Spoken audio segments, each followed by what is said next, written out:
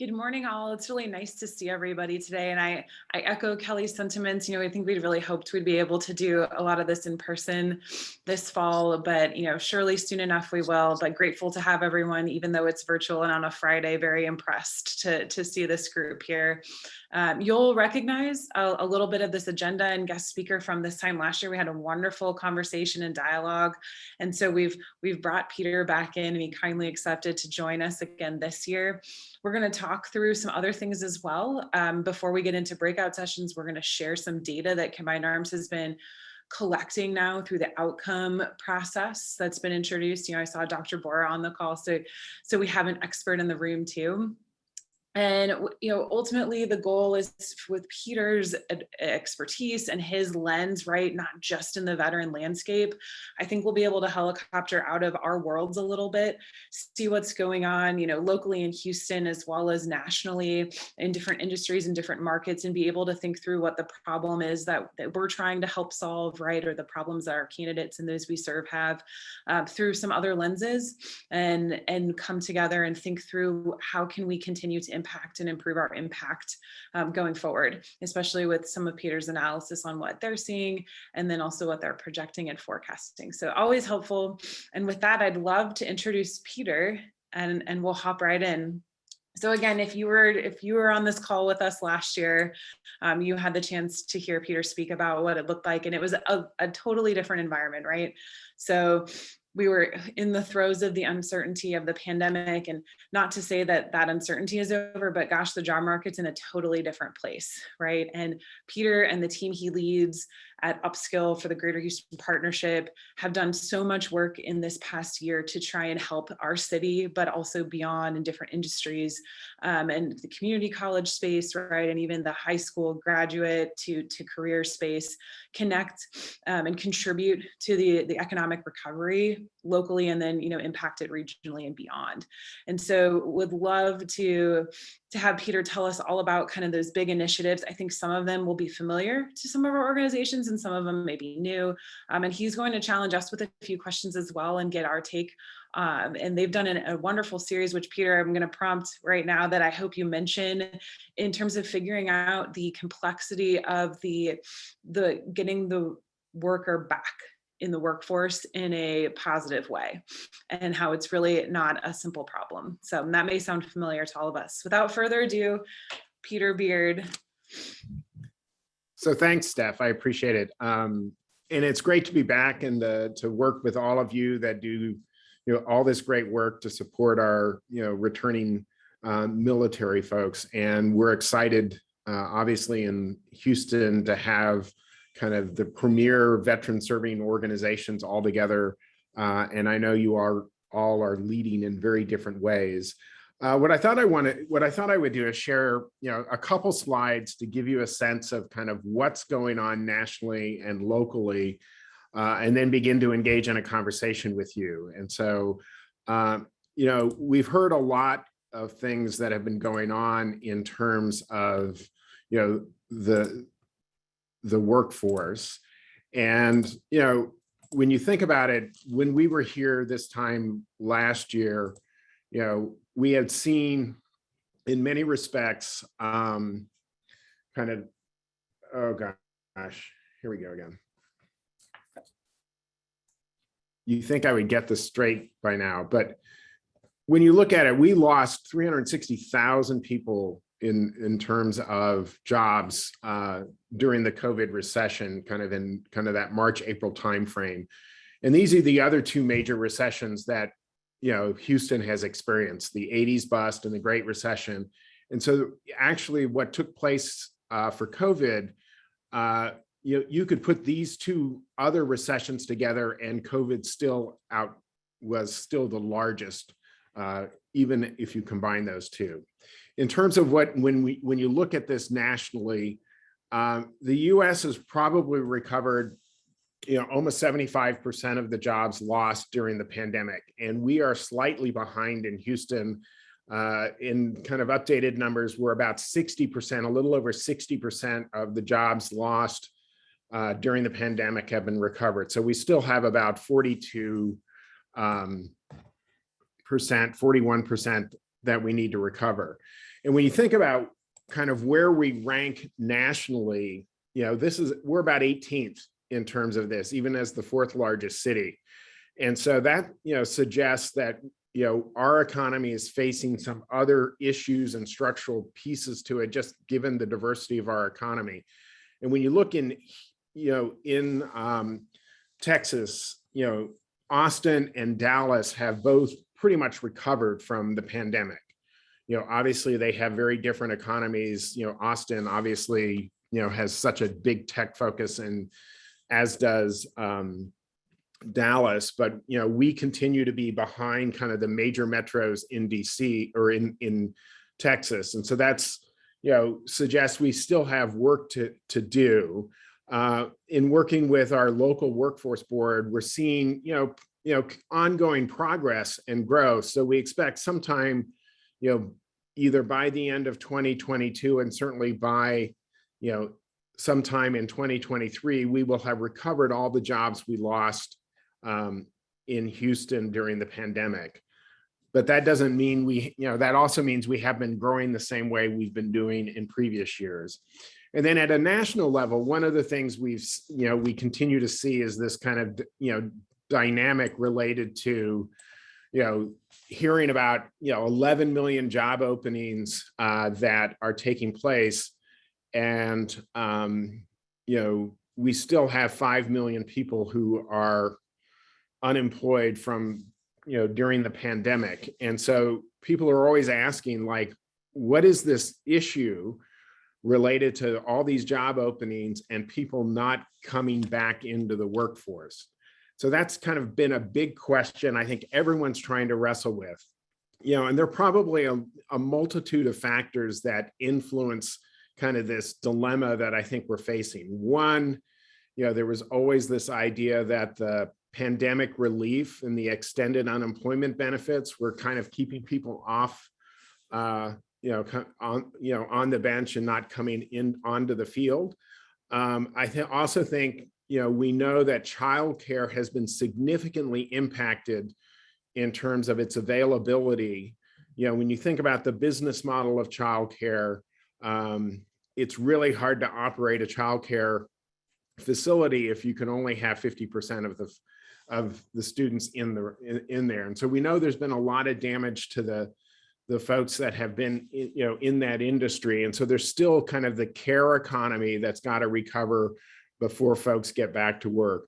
We also know that people are reassessing kind of whether they want to be in the workforce or whether they want to be in the occupations. And I think we've heard this term, the Great Resignation, that's coming, where people are deciding, I want to potentially be in a different position, different role.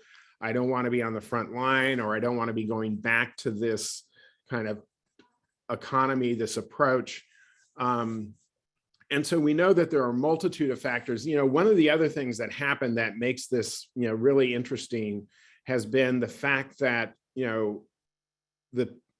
we began to reopen the economy about the same time that the vaccines came on board. So both of those factors began to show up. And it has had its fits and starts. And then we've heard obviously about the supply chain, which also creates disruption in the labor market.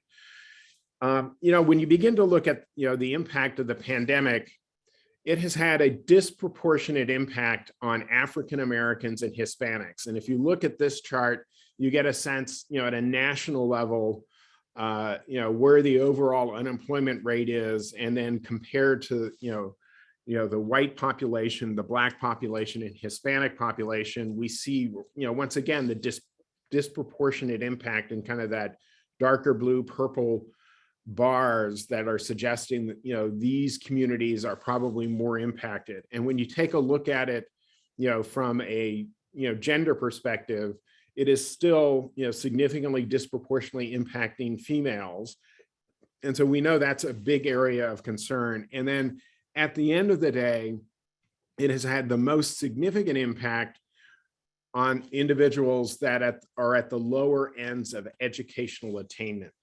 And this gives you a sense of kind of the impact on folks, at various levels of educational attainment. And we know that also has strong correlation to communities of color.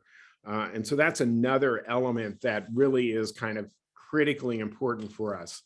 And one of the things we did this summer was really to spend some time listening to folks that have been displaced by the pandemic. And we did some user research, and be happy to share the deck that goes into much more detail about these individuals. But as we listened to kind of interviews from 30 different individuals that many of our community partners have been working with, we were hearing about kind of 4 different types of personas. And here you've got the fresh-faced Selena, who's relatively new to this labor market and is trying to navigate a complex labor market where applications are submitted online, you do it through Indeed, and really are folks who are relatively new, whether it's because they're just coming out of education, or in many cases, folks returning from the service are coming back to a very different kind of labor market, and how do they navigate it effectively? Or if it's been a mom that has been, or a parent that has been out of the workforce for 10 or 15 years raising children, trying to come back in, it's complex. And so they have a different set of challenges that they're trying to confront as they're trying to just basically understand, how do I get to that job and how do I frame up my skills and abilities? The second persona, Connie, is really around this idea, then we called her the Mayday mom, who already kind of has a job. It's a job that's probably, she's on the edge of, and where, she could easily fall off and then be potentially unemployed. But she's also looking for a better opportunity. And so she's trying to figure out, how do I move to that better opportunity? Fern is our third persona, and she's kind of the Houston Strong. And this is an interesting one because it's someone who's generally had a number of different challenges in life. It could be, recovery, could be coming out of the justice system, could be, abuse and other things, but has been able to persist through it, but wants to find a way back into and finding a good job. And then Raymond, who's really kind of our wise and worried one, is probably that mid-career energy professional that has been displaced, because we've had the energy downturn, but also because we're beginning to look at this carbon-free or carbon neutral energy economy, and now is trying to figure out, how do I finish out the last 10 or 15 years of my career in a role that I'm excited about, and the reality that I can't go back to the job that I had before. And so that's some of the work that we've done, and really wanted to kind of talk about just generally some of the skills and trends that we're seeing in the workforce. One is, we've seen, recovery in specific areas that show, opportunity related to transportation, distribution, logistics, and other things. Obviously that piece, and warehousing and supply chain are all critically important. And we've seen that recovery fairly strong. Where we haven't seen recovery is in the construction space. We haven't seen recovery in manufacturing, and we haven't seen recovery in energy. And in fact, they are, significantly below the pre-pandemic highs that we were experiencing. And there are probably a whole host of reasons for that. One, when you think about construction, the capital spending that a company does to build a building, was delayed during the pandemic, and it takes time for that money to start flowing again. So about this time last year, they were probably doing all their budgeting and going like, there's still so much uncertainty. And now that there's more certainty, it's beginning to free up. But, by the time it frees up and you engage an architect and you engage a general contractor and then figure out, what you're going to build and where you're going to build it, you've got, just a delay that's been occurring. And so that, it's just a lagged sector that's going to take a little bit of time to recover. I mean, the industrial pieces of this, the civil construction that's going to take place with some of the roadway and other things that are coming, and commercial appears to be, relatively strong with our healthcare and education sectors. but those are areas where we've seen job loss. And then, really want to spend some time that, energy has significantly changed, as we all know, that we're moving into, a transition from a carbon-based energy system to a carbon neutral energy system. And we're in a perfect position as, a city to lead that transition, but it will take time to do that. I mean, as we know, the opportunity to get a bunch of, gas-powered cars off the roads is going to take, years and decades, partly because it just takes time to make that transition because it's a significant personal capital investment.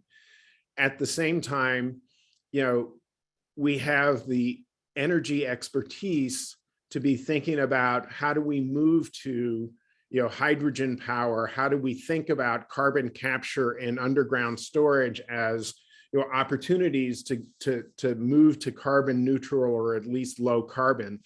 And so there are opportunities where we can use that expertise to do this. And many of Greentown Labs and the ION downtown, between here, between downtown and the medical center is kind of our innovation hub where there's going to be this opportunity. So there's going to be a lot of opportunity as we think about this. And folks are obviously, an area that, we've done a lot of work with, the petrochemical manufacturing industry. That's not going to go away anytime soon.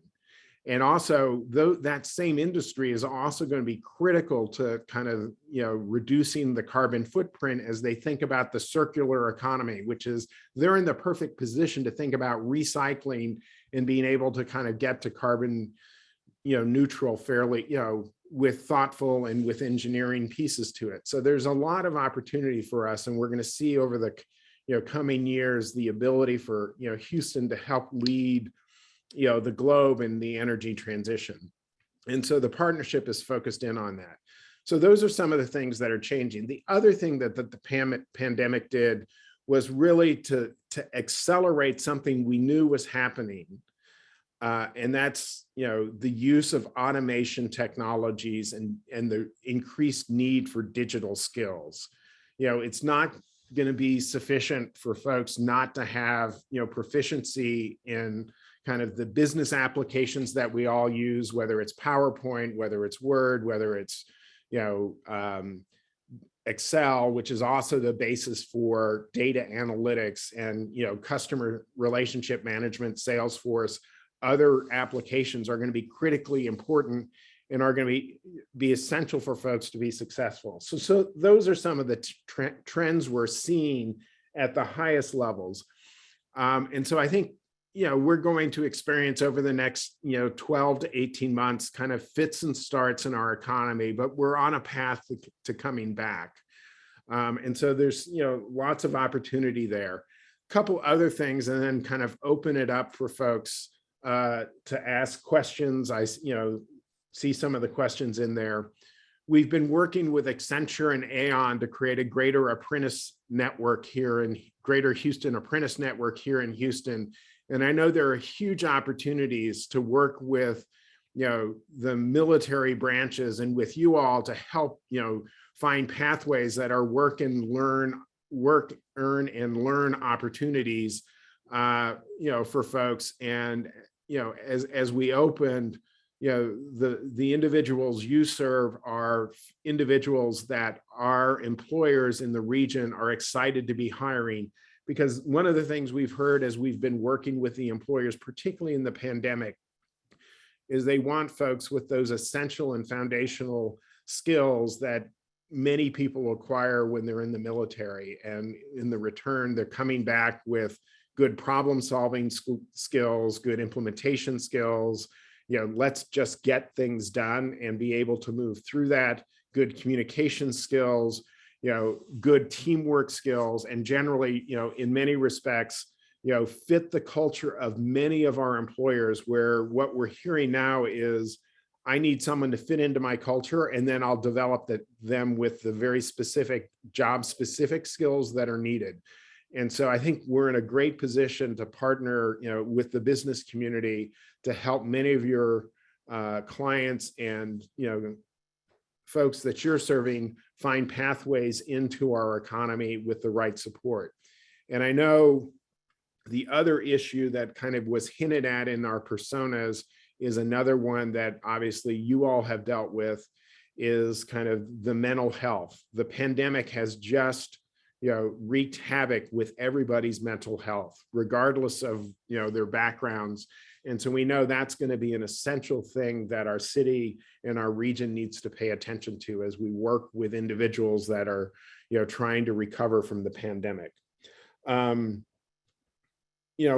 The other couple things we're working on, and I can go into a little more detail, is we've created so we have two big initiatives. One is Upskilled Houston, which really focuses on how are we working with folks, kind of working through the education system and getting into kind of good occupations and careers that require education and skills beyond high school with less than 4 years of college.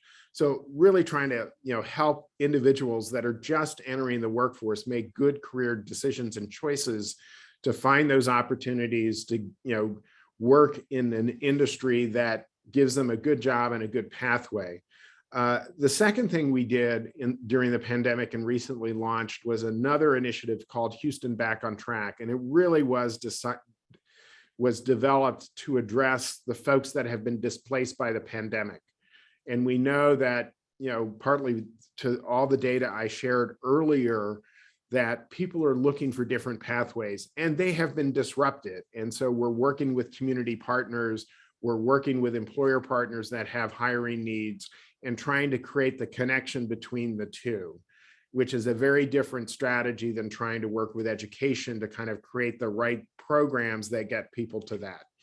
So, we started with 4 or 5 employers that have some density of hiring needs, some in healthcare, some in transportation and logistics, and some in customer service that have some significant, hiring needs, so that we can create, in essence, this line of sight is like, if you work with us, there are these employers that are likely that have hiring needs today. And so if you, develop the skills and really want to move into that, we have those employers. The other thing we've done is work with employers to ensure that they're committed to the development of their individuals. And these first, 5 employer partners really do care about hiring really good entry-level people and then growing them and helping and supporting them as they grow. So those are some of the things that we've been working on. And so we know that, in many respects, there are barriers, but I think we're going to find ways to overcome those. Steph, I don't know, is there anything I missed that you want me to cover? I think you got all the good, info out for everyone to start thinking about. And there's so much more to each of those topics, right? One, quick question, and Kelly asked a great one here that is probably a great place for us to start Q&A wise. When you showed the difference between Dallas and Austin and Houston and the net job recovery, how much of that is jobs lost versus people not returning to the workforce and that combination thereof? And then, I was just thinking when I saw her question, when you were talking about the different industries and, did the oil and gas like permanently lose some, whereas tech's more stable, for example? Yeah, I mean, I think there are a lot of different things going on, and if you were a research economist, you're going to have a lot of fun for the next 3 to 5 years trying to figure out what happened during the pandemic. But I do think that there are a couple things. There are jobs that have been lost. I mean, one way to kind of think about, innovation and technology is jobs will be lost, jobs will be changed, and there'll be new jobs. And so, yes, the reality is, jobs will have been lost as a result of the pandemic, partly because, employers found very different ways and companies found very different ways to deliver their services. Think about all the apps we're now using and ordering from, those pivots to, order groceries online and pick them up or have them delivered had to be developed. So new jobs were created in coding and application development.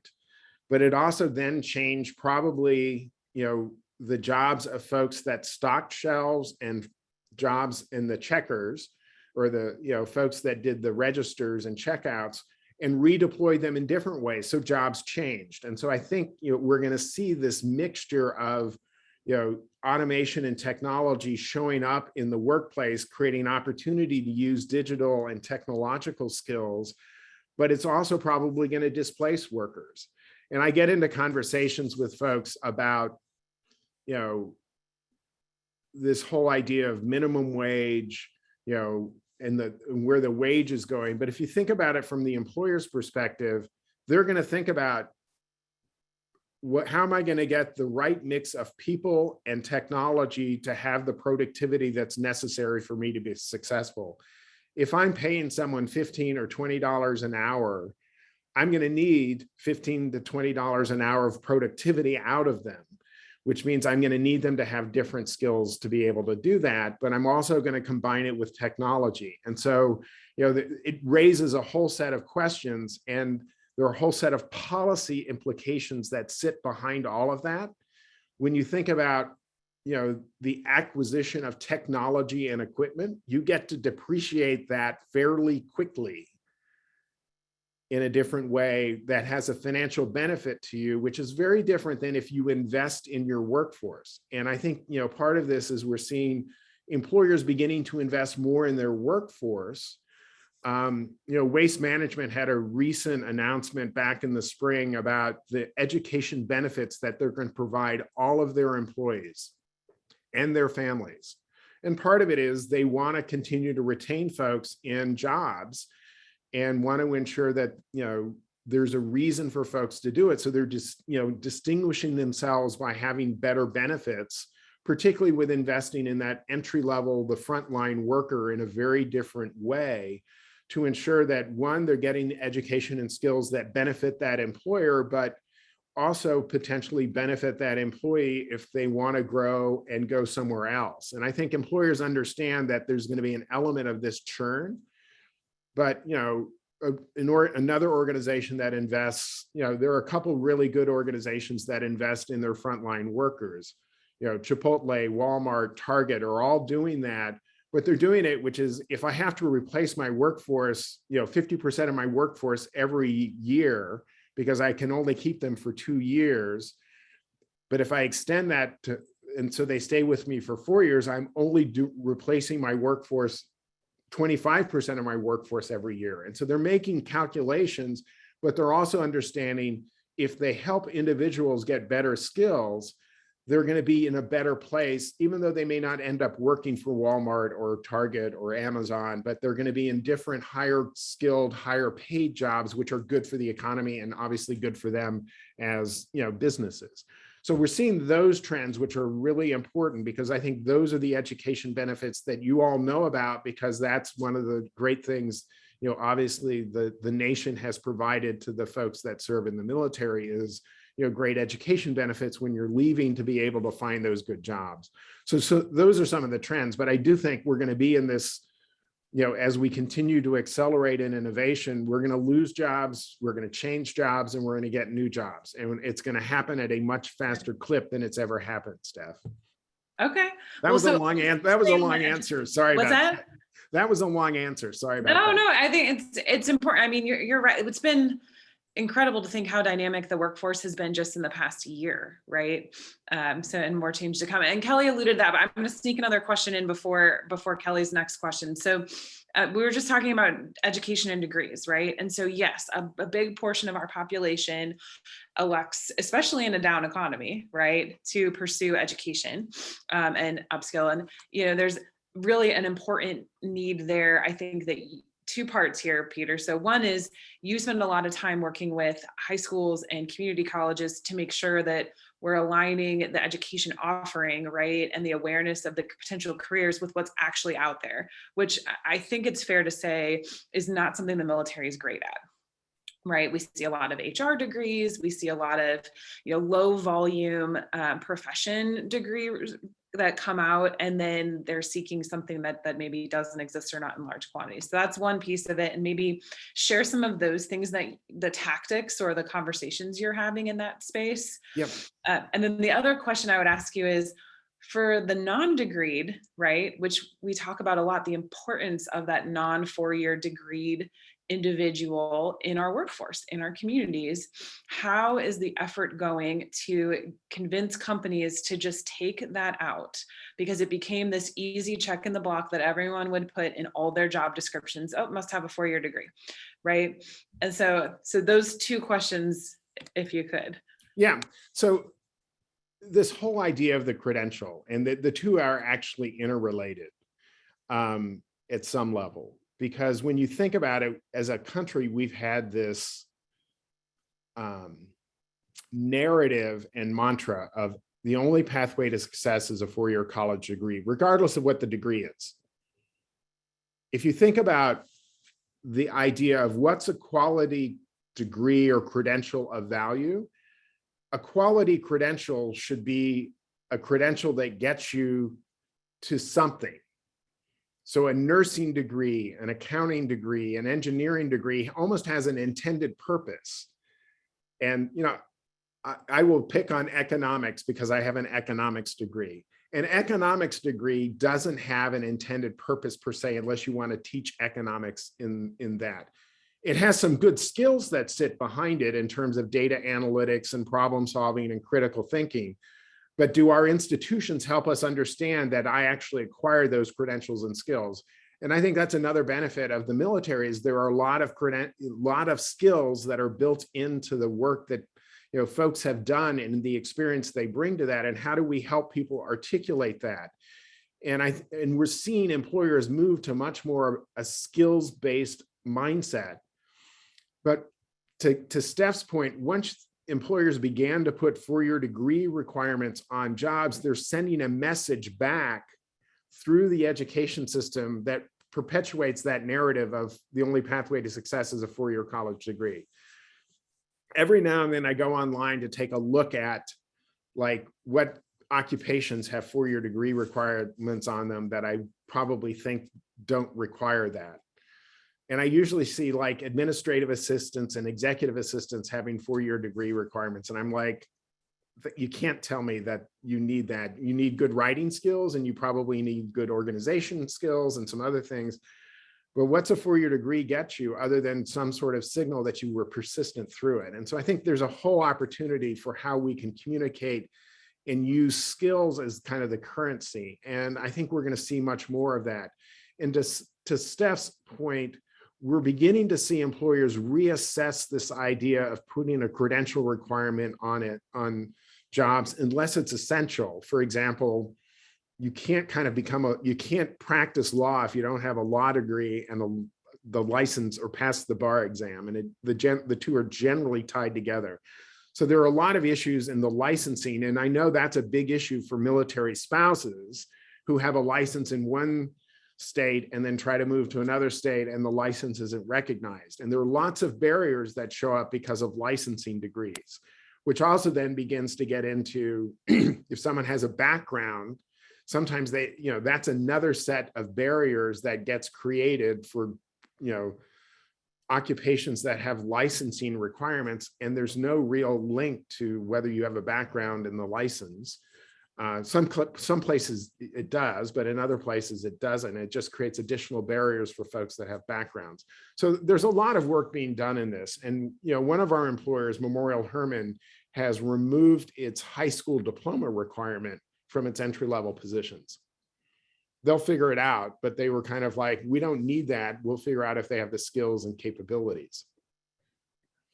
Did I get to all of the questions? No, I think so. I mean, I think, one of the other things that I thought was a really neat tactic that I've heard in upskill as well is you're right. We hear from even, I would argue the national administration, right? That a college is so important. We're considering potentially refunding, right?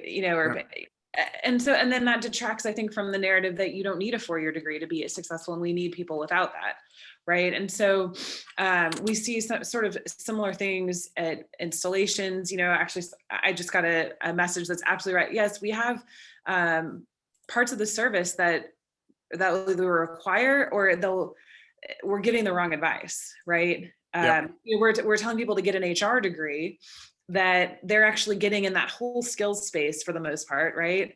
And then they need an industry something so that they can tack that on and be really impactful in an industry or bring a different skill, right? Or a purpose, which I really like. I wrote that down. It's not just a set of skills, but actually a direct tie. But one tactic that I thought was really neat that you shared is, thinking through who has the ability to influence these high school kids, right? And a lot of it was a realization that it's the counselors. So I would argue that's this group, right? The people who give a lot of advice or work hand in hand. And maybe we're a little late to the game, right? So we're like high school counselors and we're talking to them senior year, and shoot, we wish we'd gotten in front of them a little bit earlier. But also the parents, right?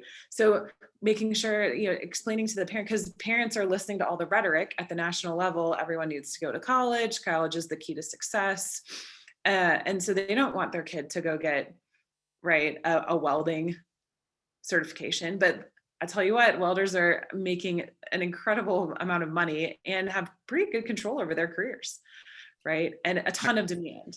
So, I'll share that, and then, maybe take that and run with it, and then help us as the counseling group, right? Understand, what is some of the advice you think we should be imparting with service members, whether they're already in the community, which is true in some cases, or, still at a base, but headed this way, as far as industries, degrees, certifications.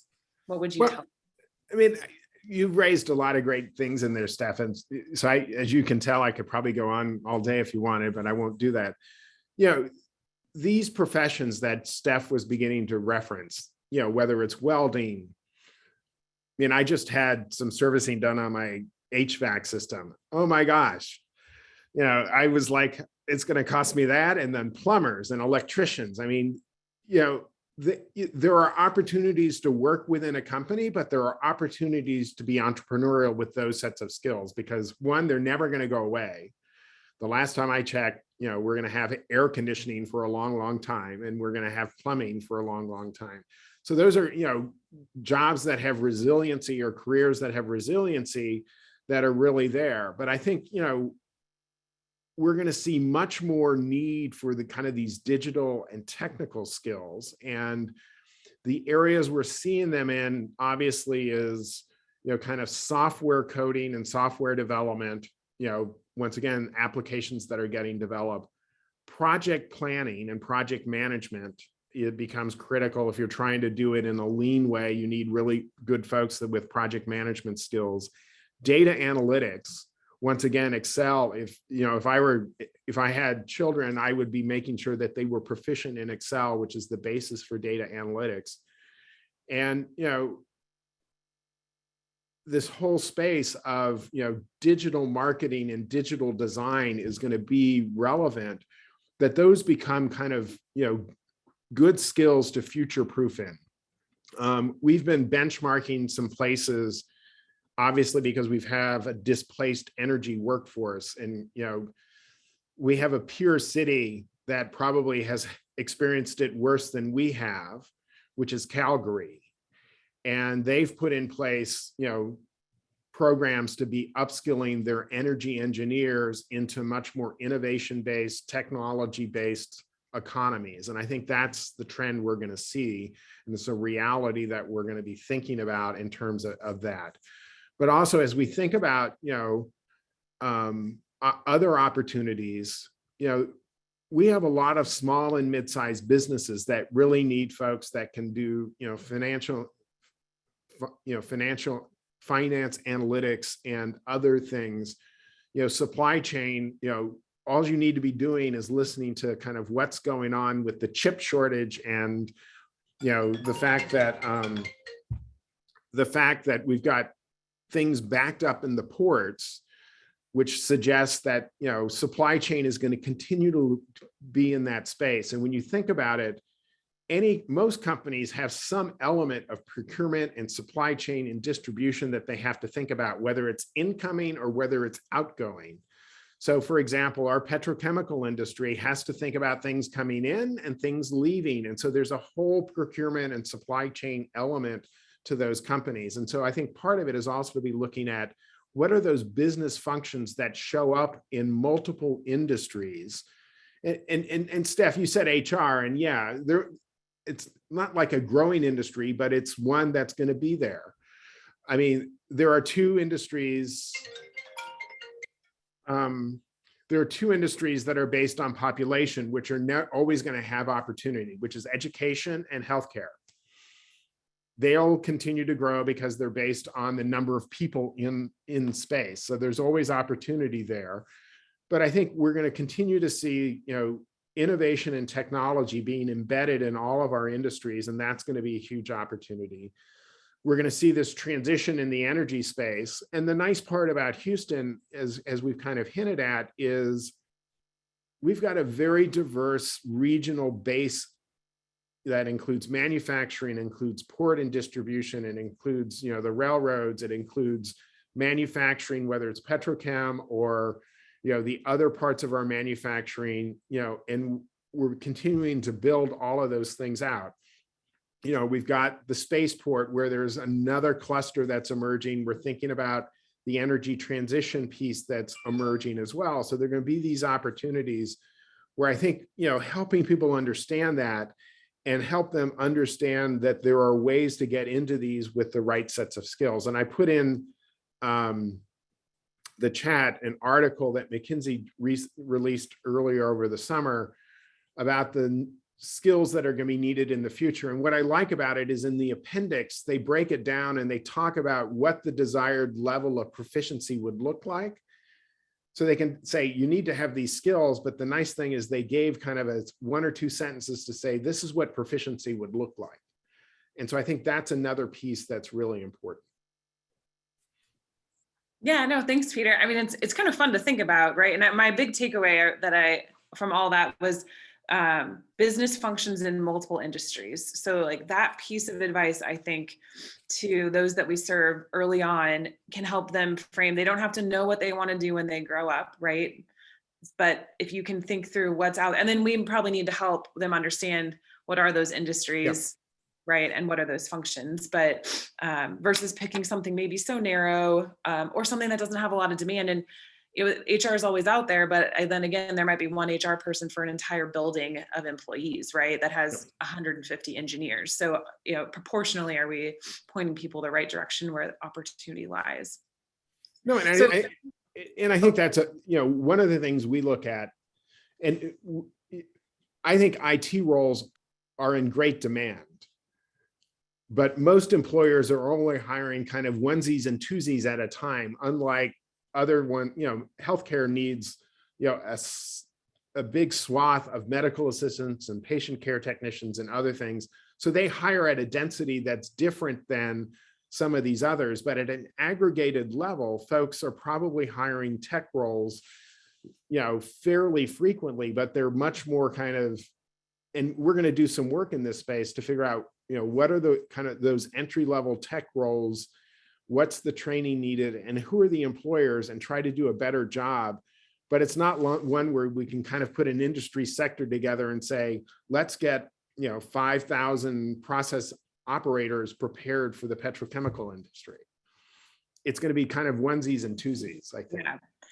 Well, and it's a really dynamic environment too, right? So their requirements change, month on month. We're having the same problem. We're trying to put together pipelines, and we found that we're most successful when we do it really locally with specific companies, because otherwise they can't agree. So well, the other one, this is another safe one, is I've spoken with various chief technology officers. They can't find Salesforce developers. And you need to be, and they're not necessarily entry-level roles, but everybody's looking for a Salesforce developer. Well, and that's a good one for us too, because Salesforce does have that military internship fellowship program. So, if for those on the call, if you haven't heard of that, I would definitely reach out and we'll get you connected. But we've had a few candidates go through that, I think, across our organizations. So. In most of these roles, they want folks to have a little more experience in Salesforce. They're not generally entry-level roles, but right. these developers are being paid at a premium right now. Yeah, and I suspect that the other big skill set, everyone's moving to cloud, and that's another kind of entry-level role that probably with Google Cloud or AWS and Microsoft Azure, you can get, folks into those roles. Awesome. No, that's great feedback. I mean, so those are probably more specifics, guys, than we get from a lot of folks. So not only did Peter give us the IT industry, but gave some specific roles. He's familiar with our population, which is really helpful. Before we...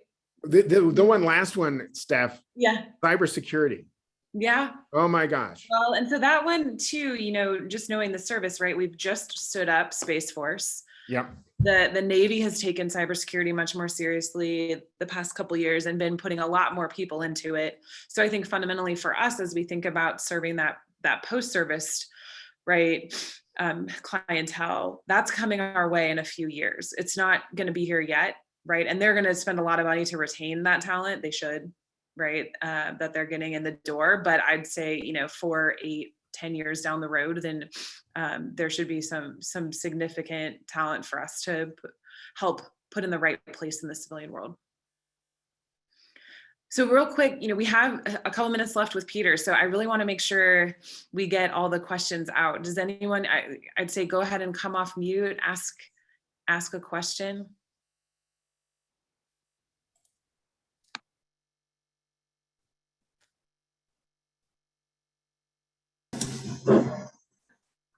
Hey, Paul. Yes, good morning. Great presentation. Glad to join you this morning. We've had a lot of conversation about the younger veteran and their families, which is very important, of course, because that's our future. And those are as the job market evolves and goes forward, that's extremely important. In the organization that I manage, we do have younger veterans that are in desperate need of jobs, and sometimes it's education, sometimes it's attitude, and sometimes it's just trying to find their way. But we have a large percentage, actually a larger percentage of adults that are age 57 and older, that actually age 50 and older, that are trying to re-engage with the workforce. And, it's in some cases, it's just too late for them in life to get an education, not necessarily additional training, but a formal education. But the fact of the matter is there is workforce discrimination in age, just flat out. Now, no one would ever admit that. Peter, I see you shaking your head there.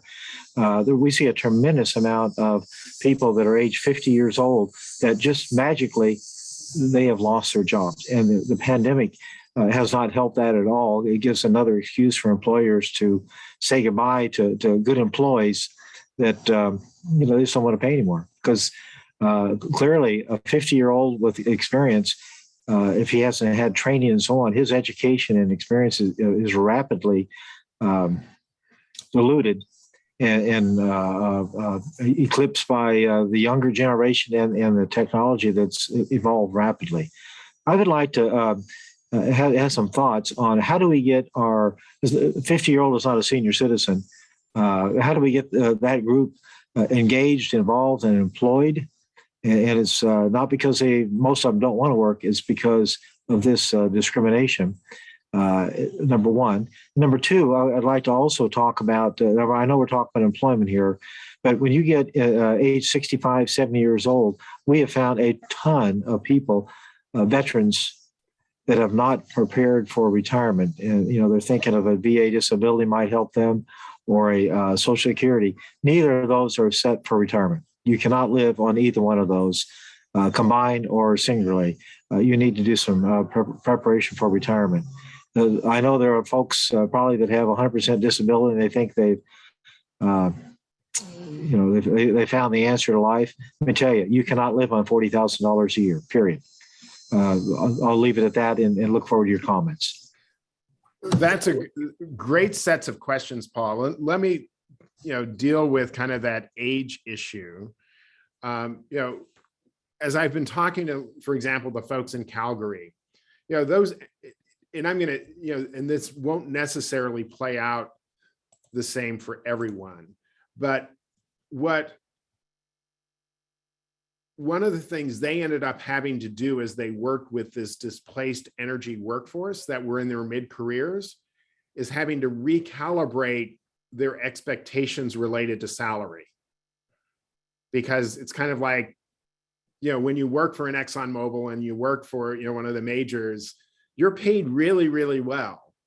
And you're not going to be able to go back to that, one, because the role's not going to exist, but you can still get a good job, in this kind of innovation-based space. And so I think that's, one of the other things we're going to have to do with some of the elder, some, shall we say, the mid-career folks that have been displaced and are confronting this, is like, how do we reset expectations in terms of what a reasonable salary is? And it should be a good salary, but at the same point, it's probably not going to be the same as it was.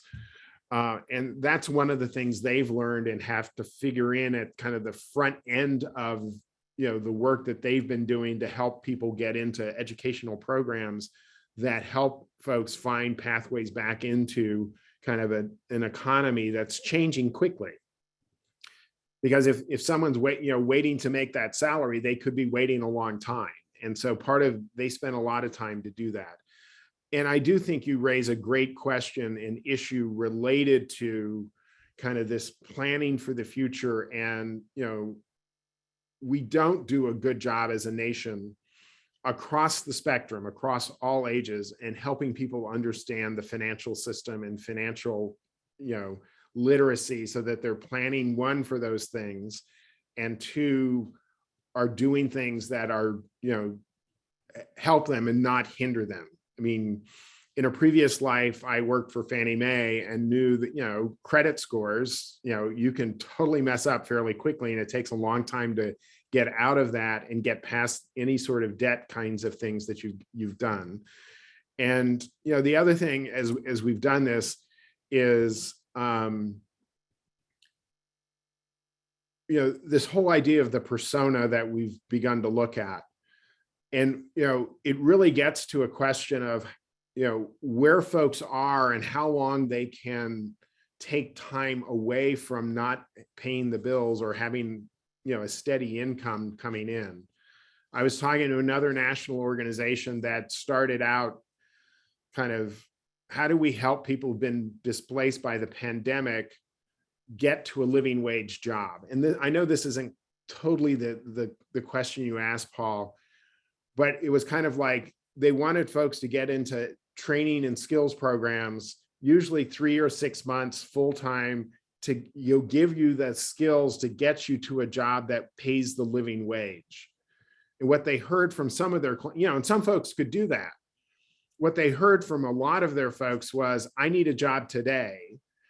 And which then forced them, like, how do we work with employers similar to what we're doing, who want really good workers, but are prepared to help them grow into other roles? And I think that's the other question, is how do we begin to identify quality employers that are committed to the growth of their individuals on their workforce to do that? And we have a lot of those good employers in Houston.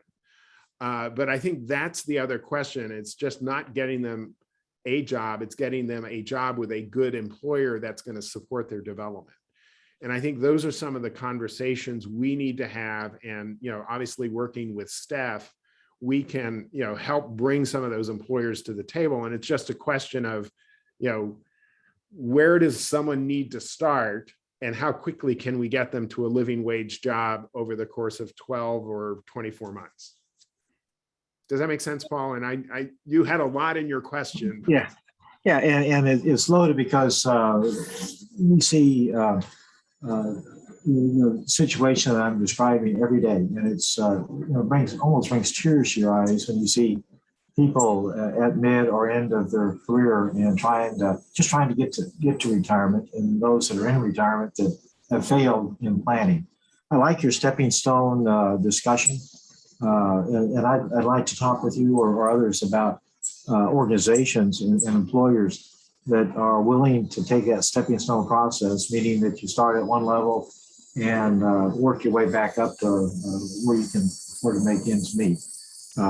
We typically, when people haven't paid their bills in a long time because of pandemic and lethargic activities, which are somewhat hard to understand, these are people that have had great jobs. And then we say, what we need to do is get you a $15 an hour job today, not next week, but today. And we can do that. And they say, no, I can't work for $15 an hour. It's below me. Well, how are you going to pay your rent? How are you going to pay your house payment? And well, no one seems to care. I'm not doing it, so why should I work?